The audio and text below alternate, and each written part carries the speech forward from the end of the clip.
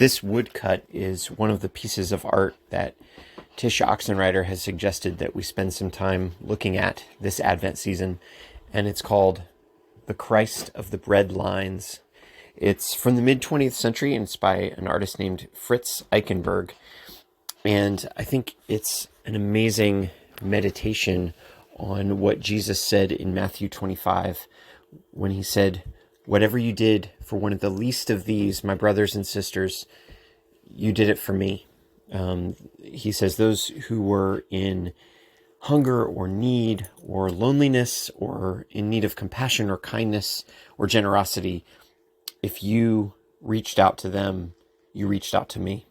And you see in this woodcut, Christ is right there in the breadline, in the group of people who have nothing, who are waiting for a small handout of food.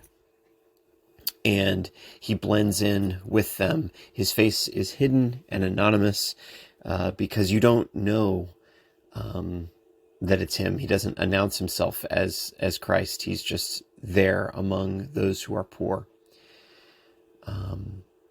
That also connects with the reading from the Shadow and Light book from yesterday, where Mother Teresa, this nun in Calcutta, is serving among the poorest of the poor.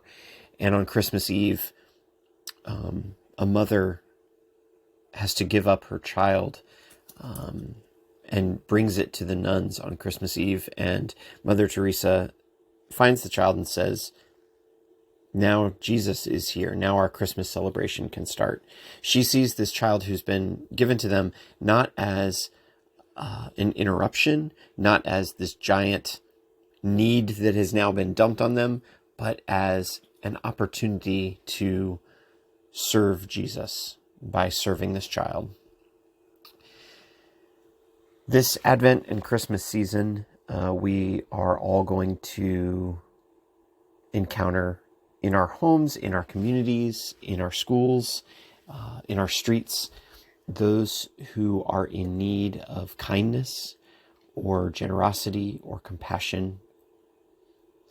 And they are not going to look super amazing or attractive. They are not going to be convenient. They are not going to present themselves in just the way that we wish they would.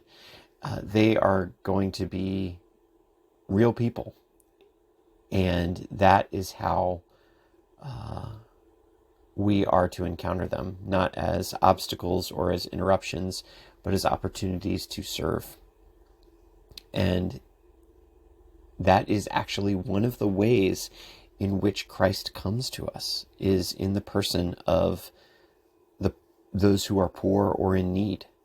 And that is a mystery. And yet we know that from the very beginning of his life, when he came as a baby who was born in a feed trough because there was no room for him, from that very beginning, he was always identified with those who were poor.